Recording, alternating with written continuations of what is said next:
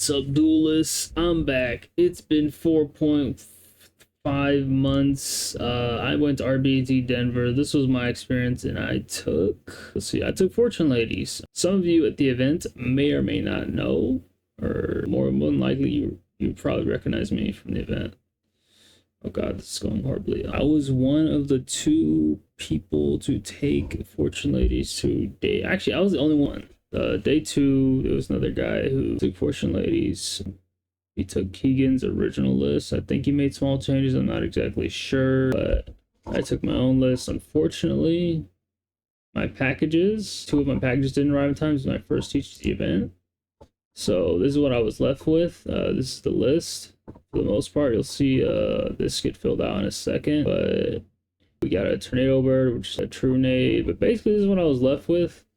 Obviously, if you've seen Keegan's video, this is very far from his list, which is 3 future visions, terraforming, like turbo water and stuff. I basically treated water and fire as bricks, but I'll definitely go into that later.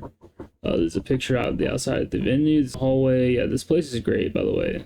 This place is in the middle of nowhere. It's kind of very spacious, lots of room to walk around, and there's a lot of events going on. There's like a wedding going on here next to the tournament. It was pretty chill. I think that was for day 2. I'm not really sure. If you recognize me, you'll definitely recognize me by this. This is just me just taking a picture of my cards, and I had the red eyes mat and the white deck box and all the colorful dice. If you know me, if you were at the event, you know exactly who I am, right? So before I went on my flight to Denver, I went to a card shop for 3+ hours looking for cards. I ended up finding these Phoenix Chains, this Interdimension. I found this the Forged Weapon, and I'm not really sure what else I found. I found my Assailants and Divine Wrath. So I basically have extra copies of these cards, which I don't really need. Not exactly sure what I'm gonna use with them, but this is the list I ended up having by the end of the event, or by the end of day 1. And my side, I was siding GB Hunter for GBs. This came up a little bit. This was quite good. I ran into several GB. I ran into Gravekeepers. It did not do great, by the way. I went like 1-4, 8-1. And then the rest were no-shows, so it was 4-4. So the guy I won against he was running like a Gravekeeper Gear Town deck. It was pretty chill. My other matchups were like I faced a Bayou, and I like set Necro because I thought it was safe, or Gardna. And he made armory. He like blizzard into armory arm and double clued over it for game. And it was like, damn, like that was crazy. I think no, that was Blackwings, not Bayou.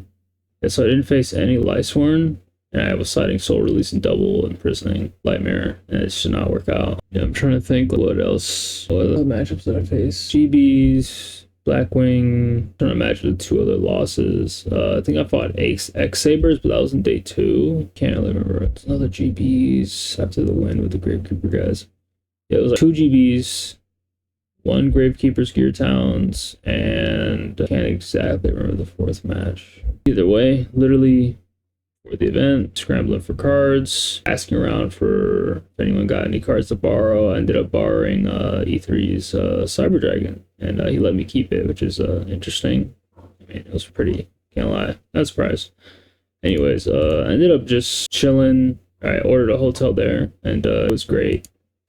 So after the event, after getting washed and humbled by first time TCG, playing in TCG, I ended up deck building around for day 2.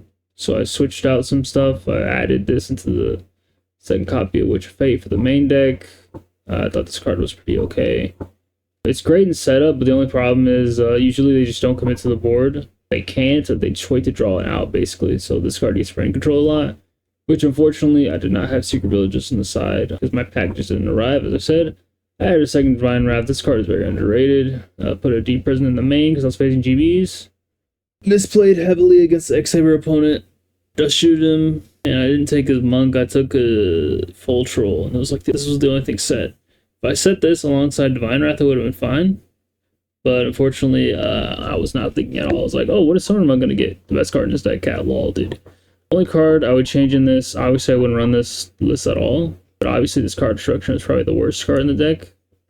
But I will now show the list that I meant to take.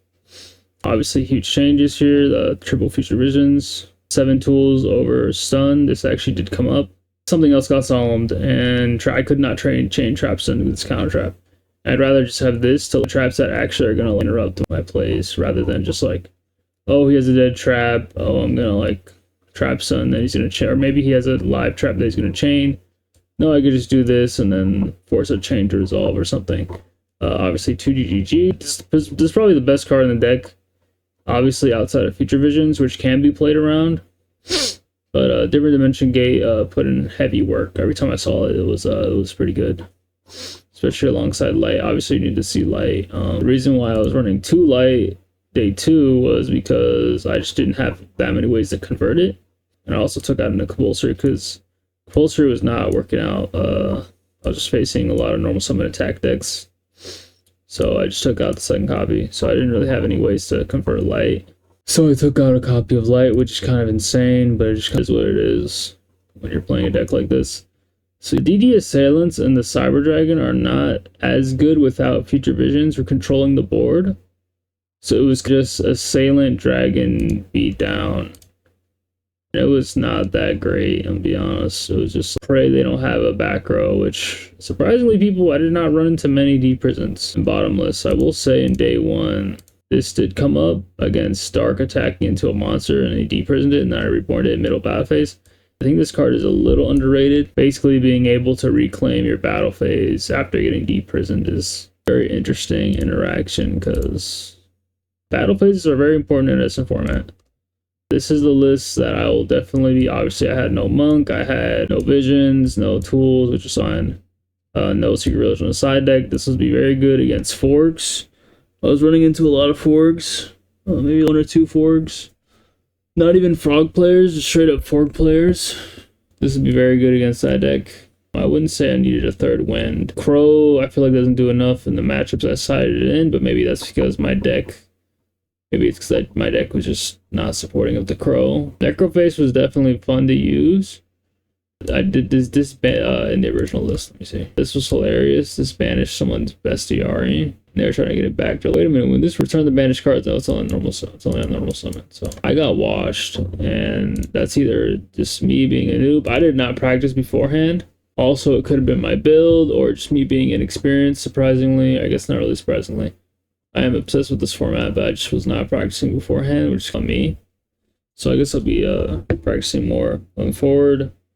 I am working on a new deck to play and take the locals, which I'll definitely be taking this Fortune Lady list to the locals near me, whenever that happens. But I'll also be testing a new deck I've been building that I might make a video for. The reason why I was not really uploading content was because I was like, oh, I want to make a video of Fortune Ladies and then show off some replays and stuff, but it was like, if I put this deck on YouTube, I'm putting it out there. And I was kind of scared of people knowing my list and knowing what I'm taking, especially because I had a lot of interesting texts like Necroface. Having replays out there shows people how to play around Future Visions, because that's the whole point of Cyber Dragon.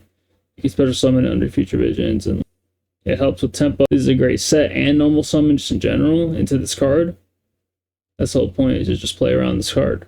And then obviously Tornado Bird was a huge tech. It's just like a Trinade number 2 basically. And Green Kappa was also another interesting tech. There's Heavy Storm on it that could potentially activate in the damage step. Obviously the ruling with this card is that it doesn't destroy the cards if they're face up when it resolves. But in damage step you can't really flip unless it's an activation negation. So I didn't have my masks, which would have been very useful. I have double rivalry, which I just never saw when I sided it in. I have double bottomless, I have 1 road. Yes, I did end up buying an alternative Arsaris Dragon, which I don't really need, but it is what it is. Now, these are very funny. These are meant to be tutored off Summoner Monk, but I shouldn't have it, so we're just random Legate one-offs that are kind of funny. This is a different side deck. I ended up moving Typhoon to the side. Sometimes I see no back row in Forgs, and sometimes I see a lot of back row. And I feel like even if I see a lot of back row, I don't think 1 Typhoon is enough when I'm seeing that 3. But maybe I should be maining Heavy Storm or something. That'd probably be helpful. Maybe I didn't have it, but also just didn't play it in my list, in this list.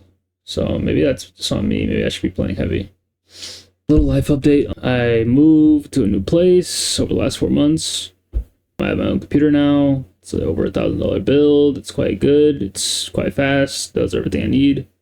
And I do have some more content ideas moving forward.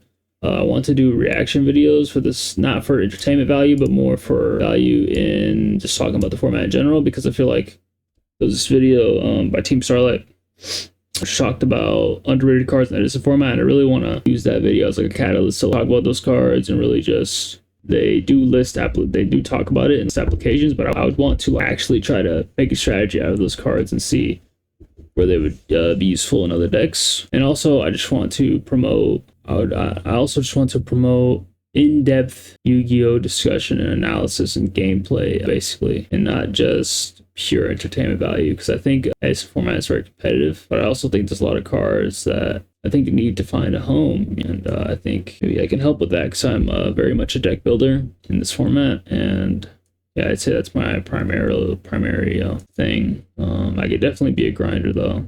And I also want to talk about how unique Edison format is with external deck building. Basically, every innovation is kind of documented in a way through the years of the format as it develops, because it's not really solved.